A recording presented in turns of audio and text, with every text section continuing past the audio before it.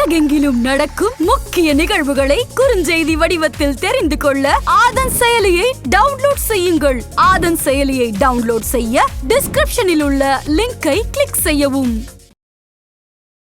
ரிஷபராசி சுக்கிரன் கூடியது. அந்த சுக்கிரன் என்ன பண்ணுவான்னா, பொண்ணு பொருள் இது வேணும். யார் இக்கடி கேட்டால் எனக்கு தெரியாது, எனக்கு பொண்ணு பொருள் வேணும். இந்த பூமியில் காசு இல்லாதவங்களுக்கு இந்த உலகம் இல்லை, அதனால எனக்கு காசு வேணும். ஏன்னு கேட்டால் இது அருள் ராசி, அது பொருள் ராசி. படுத்துக்கிட்டு இருந்தாலும் படிச்சுக்கிட்டு இருப்பாங்கப்பா, சாவர வரையும் படிச்சுக்கிட்டே இருப்பாங்க. படிப்பாங்க, பட்டம் வாங்குவாங்க, பதவி வாங்குவாங்க. ஏன்னு கேட்டால் 1ஆம் இடமும் 4ஆம் இடமும் சுகஸ்தானமும் அந்த புதனுக்குடையது தான். கன்னியா ராசியும் மிதுன ராசியும். மிதுனத்தில் உட்காந்த குரு 5ஆம் பார்வையும் பார்த்து 9ஆம் பார்வையும் பார்த்து ராகுவாவே இந்த 3 ராசிக்காரங்களையும் போட்டு உருட்டி எடுத்துரும். அது பொருளாதாரம், பிள்ளைங்க படிப்பு, கல்யாணம். ஆதன் ஆன்மீகம் நேயர்களுக்கு வணக்கம். உங்கள் பகுதியில் நடக்கக்கூடிய முக்கியமான நிகழ்வுகள் நீங்கள் உடனுக்குடனே தெரிஞ்சுக்கணும் அப்படின்னா ஆதன் செயலியை டவுன்லோட் செய்யுங்க. அதுக்கான லிங்க் டிஸ்கிரிப்ஷன் இருக்குது. வாழ்வியலுக்கு தேவையான விஷயங்கள் என்ன, கிரக பயிற்சி மூலயமா மனித வாழ்க்கையில் என்ன மாதிரியான மாற்றங்கள் வரும்னு சொல்லிட்டு தொடர்ந்து நிறைய விஷயங்கள் நமக்காக சொல்லிட்டு இருக்காரு சித்தயோகி பேரம்பலவாணன் சார் அவர்கள். வணக்கம் சார். வணக்கம்மா. அனைவரும் இந்த பிரபஞ்சத்தில் இருக்க ரகசியத்தை புரிஞ்சு சீரும் சிறப்புமாக வாழ வேண்டும் என்று கேட்டுக்கொண்டு உங்கள் சித்தயோகி பேரம்பலவாணன் வணக்கம். நிறைய இந்த கிரக பயிற்சியெல்லாம் நடக்கக்கூடிய ஆபத்துக்கள் பற்றி பேசியிருந்தோம். யாருக்கு இந்த ஆபத்து அதிகமாக இருக்கும் அப்படின்னு சொல்ல முடியுமா சார்? 12 ராசிகளில் கண்டிப்பாக. பொதுவாகவே என்னுடைய ஆய்வின் பிரகாரம், இங்கே மூதாதையருடைய ஆய்வின் பிரகாரம் 12 ராசிகளும் கொண்டது தான் ஒரு மனிதன். ஒரு மனிதனுக்கு 12 ராசி இருக்கும், 12 ராசியும் இருக்கும். நீ உன்னுடைய வாக்கு 2ஆம் இடம், உன்னோட தைரியம் 3ஆம் இடம், உன்னுடைய சுகம் 4ஆம் இடம், உன்னுடைய முன்னோர்கள் 5ஆம் இடம், உன்னுடைய நோய் 6ஆம் இடம், உன்னுடைய எதிர்பார்ப்பு 7ஆம் இடம், உனக்கு வரக்கூடிய தொடர் பிரச்சனை 8ஆம் இடம், உன்னுடைய தகப்பன் 9ஆம் இடம், உன்னுடைய தொழில் 10ஆம் இடம், உன்னுடைய வருமானம் 11ஆம் இடம், உன்னுடைய விரயம் 12ஆம் இடம். அப்போ 12 ராசி தானே இருக்குது. அப்போ 12 ராசியிலும் இந்த கிரகங்கள் சொல்லிக்கிட்டு தான் வருது. அது எப்படி சொல்லுது? அவங்கவுங்க செஞ்ச தான தர்ம கர்மத்திற்கு ஏற்பதான் அது சொல்லுது. ஏன்னு கேட்டால் 5 வயசு பையனுக்கும் இன்னைய நட்சத்திரம் ஓடும், இதே 40 வயசு உள்ளவங்களுக்கும் அதே நட்சத்திரம் ஓடும், அதே 80 வயசுக்கும் அதே நட்சத்திரம் வரும். வயசுக்கு ஏற்ற மாதிரி ஒரே நட்சத்திரம் ஒரு ராசியில் இருக்கும்போது அந்த வயசுக்கு ஏற்ற அனுபவம் இருக்குல்ல, அந்த அனுபவத்துக்கு ஏற்ற பழக்கத்தை தான் இன்றைக்கி செயல்பாட்டு கொண்டு வருவீங்க. நான் ஒருத்தருக்கு ஆக்சிடெண்ட் ஆகுதுன்னு ஒரு வார்த்தையை நான் சொல்கிறேன்னா, அப்போ எந்த வயசு உள்ளவர்களுக்கு ஆக்சிடெண்ட் ஆகுதுன்னு சொல்லிட்டு அவங்களுடைய ஜாதகத்தை கொடுத்து கேட்கும்போது தான் யாருக்கு ஆகும் யாருக்கு ஆகாது. நான் சொல்லியிருப்பேன், மிதுன ராசியில் இன்றைக்கி சனி பகவான் இருக்கார், இன்றைக்கி செவ்வாய் பகவான் அங்கே போகிறாரு, 2 பேரும் குருவும் பார்க்கல, அந்த இடத்துல வாய்ச்சண்டை வரும். மேஷ ராசிக்காரவங்களுக்கு செவ்வாய் இருக்கார், சனி இருக்குது, அங்கே போகும்போது ஆக்சிடெண்ட் ஆகும். ஏன்னு கேட்டால் இங்கே சனியும் செவ்வாவும் பகை கிரகங்கள், அங்கே சனி நீச்சம். மனசு என்ன செஞ்சிடும், கட்டுப்பாடுக்கு போகாது. கட்டுப்பாடு பண்ணுறவனே சனி தான், அவனை அங்கே நீச்சமாக பண்ணதில் பலம் இல்லை. அப்போ இடத்துக்கு தகுந்த மாதிரி கிரகங்கள் போகிறத வச்சு நாங்கள் ராசிக்கு தகுந்த மாதிரி பிறந்தவங்களுக்கு சொல்கிறோம். ஆகையினால இது பொது விதி. இது அஸ்ட்ரானமி. அஸ்ட்ரானமியில் என்ன நடக்குதோ அது சொல்கிறோம். அது பொது விதியை எடுத்துக்கிட்டு ராசின்னு இவங்க ராசி பலன்னு சொல்கிறாங்க. ஆனால் அஸ்ட்ராலஜிக்கல்னு வரும்போது நீ எந்த இடத்துல பிறந்த, அதுலேருந்து இந்த பிரபஞ்சம் எங்கே போகுது, அந்த இடத்துல யாரோட வம்சாவழியில் பிறந்த, எந்த கிரகம் ஒன்றா லீட் பண்ணுது, எந்த கிரகம் ஒதுங்கி போகுது, எந்த கிரகம் கிராஸ் ஆகுதுன்னு 12 வீட்டையும் நாங்கள் பார்த்து 12 வீட்டில் உள்ள கிரகங்களுடைய அமைப்பை வச்சு தான் நாங்கள் வயசுக்கு ஏற்ற மாதிரி சொல்கிறோம். அப்படி இருக்கும்போது புது பலனை எடுத்துக்கிட்டு நீங்கள் சொன்னீங்க நடக்குதுன்னா அவங்கவுங்களுக்கு இந்த 5 பேர் சேர்ந்து ஒரு யானையை தடவி யானை இப்படி தான் இருக்குன்னு சொன்னாங்களே, அது மாதிரி இந்த ராசி பலனில் போய் பார்க்குறாங்க. அது சிறந்த நிலை அல்ல. இந்த சொல்லியிருக்கு, இப்போ இந்த இடத்துல வரப்போகுதுன்னு நான் பொதுவான விதியை சொல்லியிருக்கேன். அது நீ எந்த ராசி ஜாதகத்துக்கு செட் ஆகுமான்னு பார்த்துக்கணும். ஆமாம், உன் ஜாதகத்துக்கு அந்த இடம் எத்தனாவது இடம்னு பார்க்கணும். அப்போ உங்கள் ஜாதகத்துக்கு தகுந்த மாதிரி பார்க்கும்போது அதில் உறவு முறைகளாக யார் வரா, பொருளாதாரமாக யார் வரா, அப்போ பொருளாதாரம் பாதிப்பு வருதா இல்லை உயிரோட்டத்தில் பாதிப்பு வருதா, அதோடைய விளக்கங்களை சொல்லி அவங்கள எப்படி தப்பிக்க வைக்கணும். ஒரு ஏதோ ஒரு பொருளை தூக்கிட்டு போகிறான், பிட் பாக்கெட்டை அடிக்க போகிறான்னு தெரியுது. அந்த பிட் பாக்கெட்டை அடிக்கும்போது பொருள் போடுறது நல்லதா உயிர் போகிறது நல்லதான்னு பார்க்கணும். அவன் பிட் பாக்கெட்டை அடித்து எடுக்கிறான்னா அந்த நேரத்தில் அவன் என்ன செய்வான், காசுக்காக உன்னை தள்ளி விட்டுருவான். இப்போ பிட் பாக்கெட்லாம் அடிக்கிறது இல்லை, என்கிட்ட செலுத்திடுறான். என்கிட்ட ஒரே இதில் 20,000 40,000 அப்படி செல்லோட ரேட் இருக்கிறதுனால அதை நோட் பண்ணி அடிச்சுட்டு போயிட்டே இருக்கான். அப்படி இருக்கும்போது நீ மாட்டில் காதில் கேட்டுக்கிட்டு நீ மாட்டிலே சட்டத்தை மீறி ஒரு உள்ளே போய் உட்காருனா அதை விட்டுவிட்டு வாசல் நின்றுட்டு கேட்டுக்கிட்டு இருப்பான். அவன் பார்த்துக்கிட்டே இருப்பான். டக்குன்னு அதை பண்ணிகிட்டே தள்ளி விட்டுருவான். யாரோட ஜாதகத்தில் அது இருக்கோ அந்த இடத்துல என் பையன் போயிட்டான், எப்படி போனான், அந்த கேள்வி வரும்போது எங்கள் கேள்விக்கும்போது இது மாதிரி ஆயிடுச்சிங்க, நான் அழுதுகிட்டு ஓடியாரும்போது நாங்கள் என்ன பண்ணுறோன்னா பார்க்கும்போது நம்ம 3ஆம் இடம் பாதிச்சிருக்கு. இதுக்கு ஒரு உதாரணம் கூட நான் சொல்ல முடியும். ஒரு பெரிய அதிகாரி, அவரோட பையன் வந்து டாக்டரு, அவங்க குடும்பமே டாக்டரு, வண்டி வாங்கணும். இது ஒரு 25 வருஷத்துக்கு முன்னாடி நடந்த விஷயம். வண்டி வாங்கி கொடுத்துருக்காங்க. நான் பார்த்தேன் இந்த வண்டி வெள்ளை வண்டியாண்ணே, சுக்கரனை வச்சு வெள்ளை வண்டியான்ட்டேன். சரிண்ணே. தென்னை மரத்துக்கும் கீழே போடாதீங்கண்ணே. தென்னை மரம் என் வீட்லேயே இல்லையா, நான் வாடகை வீட்டில் இருக்கேண்ணே. சொன்னார். தென்னை மரம் இல்லையா வீட்டில் இல்லையா? இல்லை, இவன் இருக்கிற இடத்துல தென்னை மரம் இருக்குமே. ஏன்னு கேட்டால் குருக்கு பகவான் தான் தென்னை மரம், அவர் பக்கத்தில் இருக்கார். அதை வச்சு நான் சொல்கிறேன், செவ்வாவும் குருவும் இருக்கிறதுனால சிவப்பு தேங்காய் இருக்கும் பாருங்க. ஏங்க அது பக்கத்து வீட்டில் இருக்குங்க சொல்லிட்டேன்னா, தேங்காய் சொல்லியாச்சு, கலரை சொல்லியாச்சு, அது பக்கத்து வீட்டில் இருக்குன்னு சொல்லியாச்சு. நான் என்ன சொன்னேன், அடுத்தது அது பக்கம் வண்டியை கொண்டு போய் போடாதுன்னு நான் சொன்னேன். கேட்டிருக்கணும்ல. இல்லைங்க ஷெட்டு இருக்குன்னா ஷெட்டில் போடுறேன், போட்டுக்கோ. எல்லாத்துக்கும் பதில் சொல்லிட்டாரா? இந்த ஜாதகம் கேட்கும்போது இவங்க என்ன பண்ணுவாங்க தெரியுமா, நம்ம பேசவே விட மாட்டாங்க, அவங்களுக்கு சாதகமாகவே நம்மளை இழுத்துட்டு போவாங்க. அப்போ நம்ம என்ன பண்ணுறது, இவங்களுக்கு அவங்க பக்குவப்படுத்தி பேசணும். அதுக்கு அவங்க ஏற்றுக்கிற அளவு மனோநிலை இருந்தால் தான் என்னோடய சொல்லு பழிக்கும். இல்லைனால அவங்களுக்கு சாதகமாக இல்லைன்னு சொல்லிவிடுவாங்க. ரெண்டாவது, நீ கொடுத்துட்டு கம்முன்னு உட்காந்துருக்க வேண்டியது தானே. அதை தான் நம்ம என்ன பண்ணுறோம், நீ பேசாத, date birth, time of birth, place of birth மாத்திரம் கொடுத்துரு, கம்முன்னு இருக்கு, நான் வீடியோ போட்டு கையில் தரேன், அது சரியாக இருக்கா செக் பண்ணிக்கோ. இந்த சிஸ்டத்துக்கு ஏன் நான் மாறுறேன்? ஐயா உங்களை நேராக பார்த்து காலில் விழுந்து ஆசீர்வாதம் பண்ணணும். குரு கிட்ட வந்தீங்கன்னா உனக்கு ஆபத்து. குரு பார்க்க தான் கோடிக்கு தன்னு வெத்தனை. உனக்கு அறிவு தேவை, அறிவு தான் கொடுக்க முடியும். நீ என்கிட்டலாம் வராத. அதுக்காக தான் வாட்ஸ்அப் மூலமாக சொல்லப்படும்னு சொல்கிறது. ரெண்டாவது என்னன்னாக்கா, போனால் அன்னைக்கு என்னமோ அது அர்ஜென்ட்டாக என்னன்னாக்கா வண்டியை கொண்டு போய் அங்கே போட்டான். மேலே இருந்து என்னன்னாக்கா ஒரு தேங்காய் உச்சந்தலையில் விழுந்து கீழே விழுந்துட்டான். அவங்க அப்பா உடம்பு சரியில்லைன்னு தான் போனான் பார்க்க.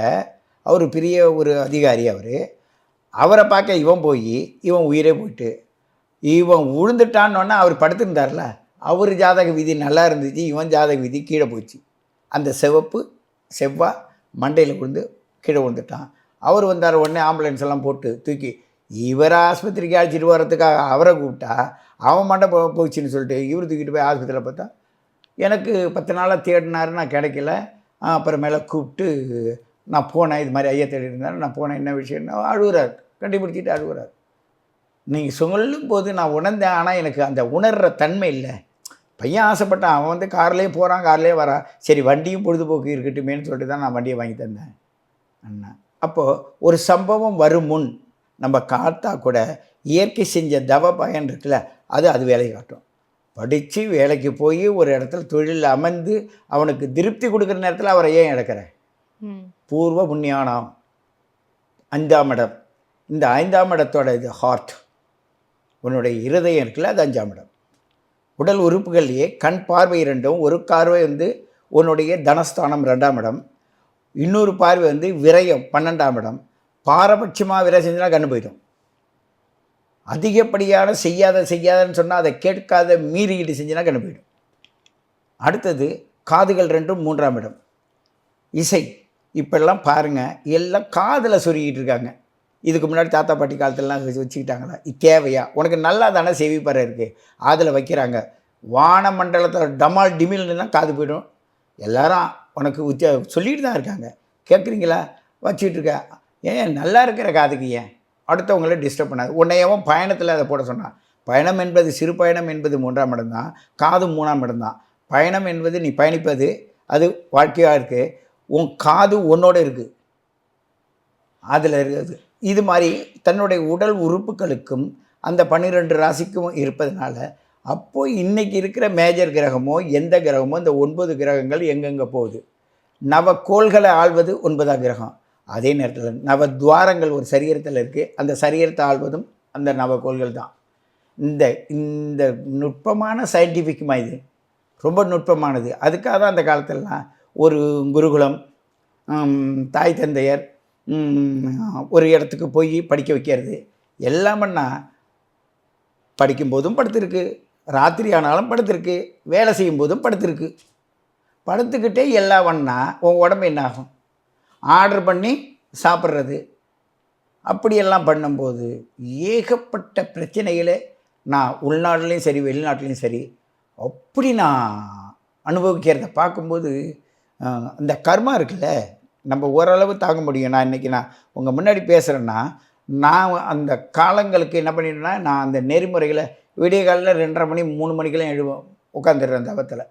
அதை நார்மலைஸ் பண்ணி இன்றைக்கி அந்த பூஜை புரஸ்காரங்களை முடித்து சூரிய நமஸ்காரம் முடிச்சுட்டு அது வந்த பிறகு தெய்வத்துக்கு முன்னாடி உட்கார்ந்த பிறகு உங்களோட ஜாதகத்தை தொடுமை ராத்திரி 12 மணி 1 மணி 2 மணிக்கெல்லாம் ஃபோன் அடிச்சுக்கிட்டு இருக்காங்க. அப்போ அடிக்கிறது பற்றி தவறில்லை, அவங்க வேறு எங்கே ஓடுவாங்க? ஓட முடியாது. அப்படி இருக்கும்போது நம்ம உன் சௌரியத்தை பார்க்கும்போது அங்கே ஜாதகத்தினுடைய பவர் உனக்காக வேலை செய்யுது. ஆனால் சமூகம் ஒட்டுமொத்தமானது. ராத்திரி 12 மணிக்கு ஆஸ்பத்திரி தூக்கிட்டு போக சொல்கிறீங்களா, நான் எங்கே போவேன்ற தெரியுதில்ல, அப்புறம் ஏன் 12 மணிக்கு எனக்கு ஃபோன் அடிக்கிறேன்? ஏன்னு கேட்டால் அந்த அந்த காலநிலைகள் பார்ப்பப்பா. அந்த சரீரம் அம்பு குத்துன இடம் இருக்குல்ல, அதுதான் நாங்கள் என்ன பண்ணோம்னாக்க திசா புத்தி அந்தரம் சூட்சமாக அதிசூட்சமும் திரேகம் அம்பு வில்லு இப்படியெல்லாம் முன்னோர்கள் வகுத்து வச்சது இன்றைக்கி உள்ளவங்க வெளிக்கொண்டு வராங்க. நுட்பமானது. இப்போ எல்லோரும் என்ன நினைக்கிறாங்க, எனக்கு லாபம் எங்கேருந்து கிடைக்கும்? நான் நினைக்கிறது என் புள்ள செய்யணுமா, என் புள்ள நினைக்கிறத நான் செய்யணும். நீ இது 2 சமூகத்தை சார்ந்தது, உன் கர்மாவை சார்ந்தது, உன் முன்னோர்களை சார்ந்ததுன்னு பண்ணணும். அப்படி பார்க்குறீங்கன்னு வச்சுங்க. இப்போ ஒரு மேஷ ராசிக்காரவங்க அவங்க என்ன கேட்குறாங்க, நான் என் பிள்ளை எப்படி இருக்கும்? இவங்க ஜாதகத்தை கொடுத்துருவாங்க, பிள்ளைய பற்றி கேட்பாங்க. அந்த இடத்துல நான் அவாய்ட் பண்ணேன். யாரை பற்றி ஏன்னு கேட்டால் ஒருத்தரை பற்றி பேசுகிறதுக்கே காலம் பத்தாது. நான் உனக்கே கதை சொல்லிக்கிட்டு இருந்தால் அடுத்தவங்க நிலை பத்தாது. அதுக்குள்ளே 4 கால் வந்துடும். அப்போ பிரச்சனையாகும். அதனால் யாருக்கு பார்க்கணுமோ அவங்களுக்கு கேளுங்க. பார்த்தாச்சா, உன் உடம்புல எங்கெங்கெல்லாம் வெட்டுக்காயாக இருக்குது, எங்கெங்கெல்லாம் மச்சங்கள் இருக்குது, உன் உடம்பு எப்படி இருக்குது, எங்கெங்கே எல்லாத்தையும் சொல்லிவிடுவேன். வெரிஃபிகேஷன் பண்ணேன்னா உன் கிரகமும் நான் போட்ட கணக்கு சரியாச்சா? ரைட். அடுத்தது, இன்றைக்கி உன்னுடைய திசாபத்தி யாத்திரம்னு எடுத்துகிட்டு போடலாம். அதில் போய் இன்றைக்கி இந்த மாதிரி எண்ணத்தில் நீ என்கிட்ட கேள்வி கேட்குற, நடக்குமா நடக்காதா? நடக்கும் நடக்காது. அது என்ன இண்டிகேட் பண்ணுது அதை சொல்லிடுற. அதுக்கு பிறகு நீ என்ன பண்ணுறன்னா, உன்னுடைய கிரகத்துக்கு நான் ப்ரோக்ராம் தந்துடுறேன், 1 வருஷத்து பலனை தரேன் பாரு. அதை விட நீ துல்லியமாக ராசி பலனில் பார்க்க முடியாது. அது ஏன்னு கேட்டால் அது அஸ்ட்ரானமி, இது அஸ்ட்ராலஜிக்கல், இது உனக்கானது. உனக்கு உள்ள ப்ரோக்ராமில் யாரும் வர முடியாது. மன ஆறுதலுக்காக கண்டதை பார்த்துக்கிட்டு கண்டதை பரிகாரம் பண்ணிக்கிட்டு இருக்காங்க. இன்றைக்கி ஒரு சிவப்பு லைன் போகுதுன்னா 20% தான் உன்னுடைய வாழ்க்கையோடைய பலன் ஓடும். ஆனால் இது இன்றைக்கி ஏன் அதுக்கு டவுனில் போகுதுன்னா, வேவ்ஸ் தானே, அலைவரிசை. அந்த டவுனில் ஏன் போகுதுன்னா, எப்போயோ ஆசைப்பட்டு இல்லை, அது கலர் தானே, எங்கேயோ கட் ஆகலையே. ஒரே இது மேலே போகுது 100% உனக்கு பலன் தருது, கீழே போகுது 20% பலன் நினச்சது நடக்க மாட்டேனுது. ஆனால் நினைக்கிறதுக்கு ஒரு வாய்ப்பை தருது. ஆனால் என்றைக்கோ நினச்சிருந்த பார், அது இன்றைக்கி வந்துடும். ஒரு உதாரணமாக அவங்க இன்றைக்கி வேலைக்கு போகணும், வேலைக்கு போக முடியல, வண்டிக்கிட்டு அதை ஏதோ ஒரு காரணம் சொல்லிட்டு இருப்பாங்க. பார்த்தா அங்கேருந்து ஒருத்தர் வருவான், ஏப்பா இன்றைக்கி நீ டியூட்டிக்கு போகல? இல்லைப்பா. சரி, இன்றைக்கி உனக்கு தான் வேலை டைம் கிடைக்கல, இன்றைக்காவது வா, அன்றைக்கி கேட்டு இல்லை அந்த தோப்பு வாங்கணும்னு சொன்னீங்க, அந்த தோப்புக்காரன் நிற்கிறான், அழைச்சிட்டு போகிறேன். சரி வா, தோப்பு வாங்க போகலாம், இல்லை இடம் வாங்க போகலாம், இல்லை வீடு வாங்க போகலாம், எதுக்கும் ஒரு காரணத்தை பிடிச்சி அழைச்சிட்டு போகிறான். போயிட்டு உட்காந்துட்டு பார்ப்பான். 20% இல்லை, இன்றைக்கி நினச்ச காரியம் நடக்காது. இன்னும் தானே இவர் சொன்னார், இன்றைக்கி நினச்ச காரியம் நடக்காது, ஆனால் அன்னைக்கு நினச்சது இன்றைக்கி நடக்கும். அந்த இது இங்கே வந்துருச்சு. அடுத்தது அதை எப்படி பயன்படுத்தணுன்றது அந்த பர்சன்டேஜ் அடுத்த வேவ்ஸ் வருதுல்ல, அடுத்த வேவ்ஸில் வரும்போது இத்தனாந்தேதி இத்தனை மணி இந்த நேரம் வரையும் இந்த வேவ்ஸ் போகும், இந்த வேவ்ஸில் இதை பார்த்துக்கோ, இந்த வேவ்ஸ்னால் 1 வருஷத்துக்கு நான் அவங்களோட மைண்டை அவங்க பிறந்த பிறப்புக்கு தகுந்த மாதிரி மாற்றி விட்டுட்டேன்னா 1 வருஷம் வரையும் அவங்களே அவங்க பார்ப்பாங்க. இதை நடக்குதா நடக்கலையான்னு அவங்கள சோதிக்கும் போதே ப்ராசஸில் வந்துடுவாங்க. இது மேசராசிக்காரவங்கள அது மாதிரி பண்ணுவேன். ஏன்னு கேட்டால் அவங்களுக்கு கெடுதலுக்கு உள்ளவங்க. 8ஆம் இடமே செவ்வாயோட வீடு தானே, அவங்க சிரசாக தான் இடுப்பு அதுதான் 8ஆம் இடம்ன்றது. அப்போ சிரசில் சிந்திக்கிறது இடுப்புக்கு வந்துடும்.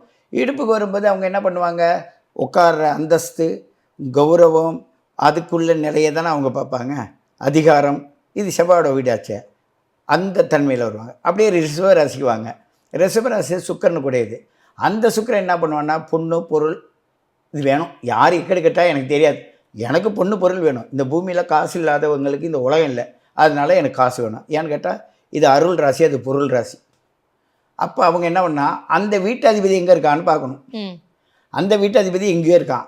ஆனால் அதை போய் இவங்க எப்படி அப்ரோச் பண்ணுவாங்கன்னா, வாலின்றியாக போய் உனக்கு 10 ரூபா தரேன், இந்த வட்டி கூடுறவங்களாம் 10 ரூபா தரேன், நீ வந்து 1 வருஷம் அதை வச்சு ப்ராசஸ் பண்ணி எனக்கு இன்ட்ரெஸ்ட்டோட இவ்வளோ கொடு போகிறாங்களா.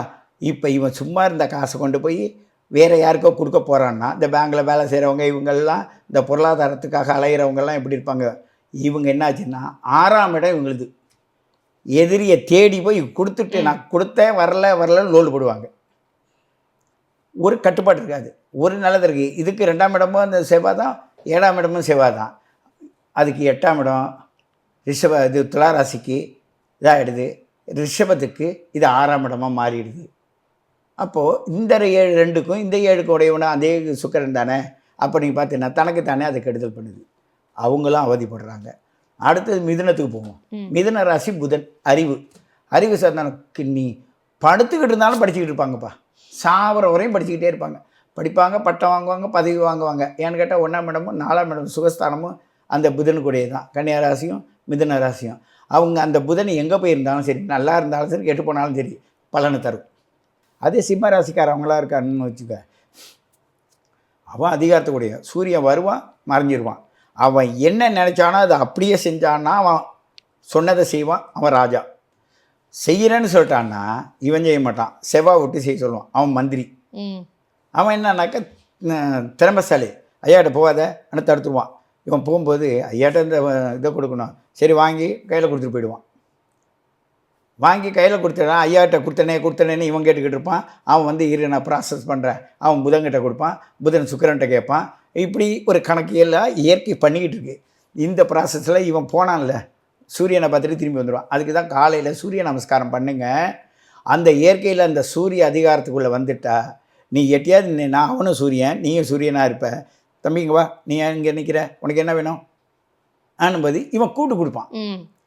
தான் கௌரவத்தை குறைக்காத நம்மளில் கூப்பிட்டோம், அதனால் என்ன பண்ணானாக்கா இங்கே வா எப்போ அந்த பையனுக்கு ஒருத்தன் நின்னானே அவனுக்கு கொடுத்தன என்னாச்சு, அவன் இவனுக்காக சப்போர்ட்டாக கேட்பான். ஐயோ அவர் சொல்லிவிட்டாரு, இல்லாட்டினா அடுத்த ட்ரிப்பு கேட்பாரு, கேட்கறதுக்குள்ளே நம்ம செய்யணுமே. அங்கே அதிகாரம் எப்படி பாருங்கள். நீ எதுக்காக அந்த பரிகாரங்கள் எப்படி சொன்னாங்கன்னா, அந்த கிரகத்துக்குள்ள பவர் ஏதோ அதை நீ உருவாக்கிக்க. உன் ஜாதகத்தில் இல்லைன்னாலும் ஒரு குரு மூலமாக நாங்கள் சொல்கிறோம்ல, அதை வச்சு நீ அதை உரு போட்டுக்கிட்டு உன் மனசு அவனுக்கு ஏற்ற மாதிரி மாறும். அடுத்தது கன்னியா ராசிக்கு போனோம். இந்த கன்னியா ராசிக்காரங்கள்ட்ட மொத்தம் எப்படின்னு கேட்டால் 10ஆம் அதிபதியும் புதன் தான், லக்னாதிபதியும் புதன் தான்.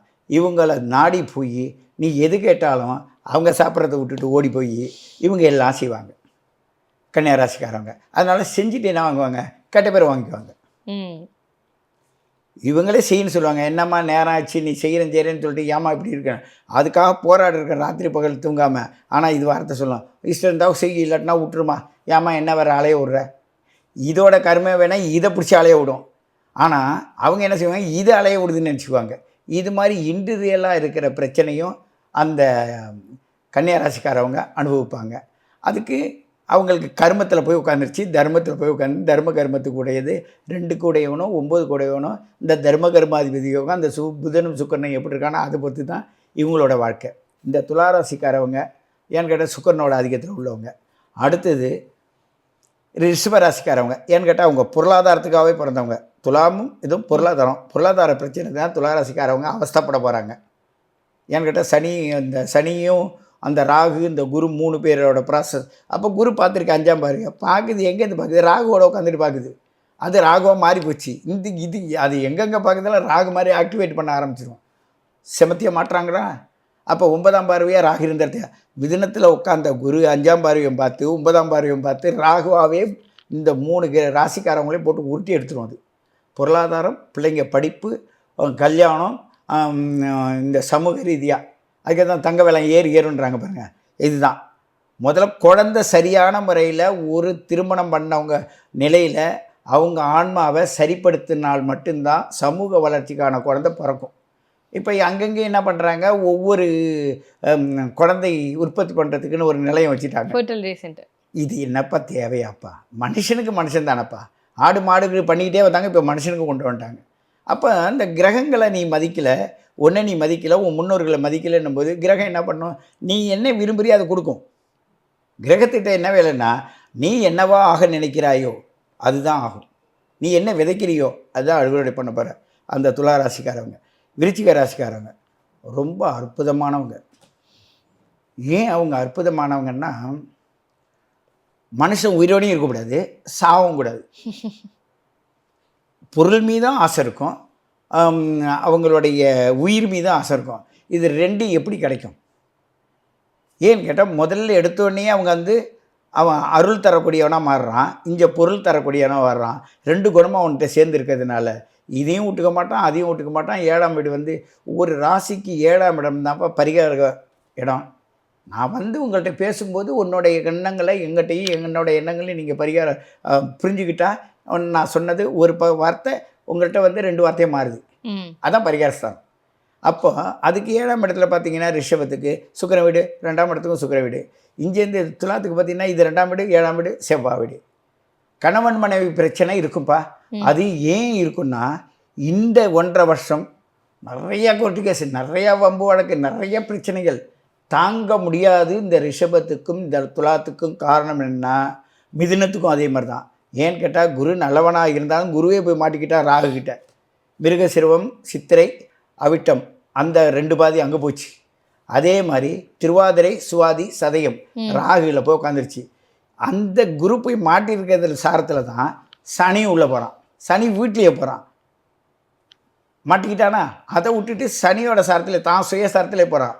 இப்படி கிரகங்கள் யாரோடைய அமைப்பில் உள்ளே போதோ அதுக்குள்ள சக்தியும் பலத்தையும் எடுத்து தான் சமூகத்திற்கு அது ரிப்ளை பண்ணும். ரிப்ளை பண்ணால் நீ 1000 பரிகாரம் பண்ணாலும் சரி, முறிஞ்ச பிறகு வலின்னு கத்துவே தவிர முறியாத இருக்கிறதுக்கு தான் ஜோதிட கலையானது உங்களுக்கு முன்கூட்டி எச்சரிக்குது. அது விருச்சிகமாச்சு. அடுத்தது வந்து தனுசு. தனுசு, மகரம், கும்பம், மீனம். இந்த 4 பேருக்கும் அவங்க வயசுக்கு ஏற்றது மாதிரி விதவிதமான பிரச்சனைகளே அது உருவாக்கும். இவங்க வந்து இந்த 3 வருஷம் வரையும், இவங்க கண்டிப்பாக இந்த 1.5 வருஷம் வரையும் ஜோதிடர்களை தேடி அலைவாங்க, நிம்மதியை தேடி அலைவாங்க. அந்த இடத்துல என்னென்னா, மாந்திரிகவாதிகளும் தந்திரம் பண்ணுறவங்களும் சூழ்நிலைக்கு ஏற்ப இவங்களை திசை திருப்புவாங்க. காரணம் என்னென்னா, வேறு வழி இல்லையே. இவங்களே வந்து என்னன்னாக்க, எப்படியாவது என்னை சரி பண்ணால் அவன் எப்படி சரி பண்ணுவான்? கர்மாவை இருக்கிறதுனால அவன் என்ன பண்ணுவான், அவன் தவ வலிமையில் ஓரளவு இவங்களை அவன் திருப்தி படுற மாதிரி பண்ணிடுவான். ஓகே, இதுதான்ப்பா இன்னைய ராசிக்கு உள்ள வருஷத்துக்குடைய பலன்கள். கிரக மாற்றத்துக்கான பலன்கள், கிரகத்தோட கலந்ததுக்கு உள்ள பலன்கள். கிரக மாற்றம் தான் மாறிட்டு இருக்கு.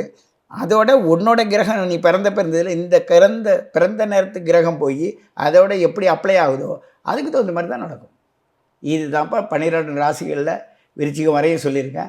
மற்றபடி திரும்பவும் அந்த தனுசு ராசிக்காரவங்களுக்கு அந்த வயசுக்கு ஏற்ற மாதிரி 4 ராசிகளுக்கு நம்ம போன பதிவிலே ரொம்ப விளக்கம் சொல்லியிருக்கோம். அது மட்டும் இல்லாத அந்த ராசியின் வயதிற்கு ஏற்ப மாதிரி அங்கே மாறும். இந்த 3 தானே பாதிக்கப்படுது, ராகு, சனி, குரு தானே பாதிக்கப்படுது. அந்த இடத்துல அவங்கெல்லாம் ஸ்பெஷலாகவே இந்த 1.5 வருஷத்தில் அவங்க ஜாதகத்தை பார்த்து அவங்களுடைய விதிப்பயனை விதி மாற்றமா, விதியாளுக்கு சொல்ல முடியுமானா ஒன்றும் இல்லை. அது விதி எது நடந்தாலும் அப்பா தன்னடக்கி தன்னுடைய ஒழுங்கு நிலையை தானே பார்த்துக்கிட்டு போனால் மட்டும்தான் அவங்க வர பிரச்சனையை சமாளிக்க முடியும். அடுத்தவங்கள பார்த்தாங்கன்னா இவங்களும் காலி அவங்களும் காலி. இப்படி தான்ப்பா இந்த வருஷம் நடக்க போகுது. கண்டிப்பாக சார். அடுத்த ஒரு மே மாதத்துலேருந்து அடுத்த மே 12 மாதம் வந்து எப்படி இருக்கணும் அப்படின்னு சொல்லிட்டு எனக்கு ரொம்ப தெளிவாக சொன்னீங்க. இந்த ராசிக்காரர்கள் இப்படி இருந்தால் நல்லதும் அப்படின்னும் சொன்னீங்க. இந்த பதிவு வந்து எங்களுடைய நேயர்களுக்கு ரொம்ப பயனுள்ளதாக இருக்கும். ரொம்ப நன்றி சார். நன்றிம்மா. வாழ்க வையகம், வாழ்க வளமுடன்.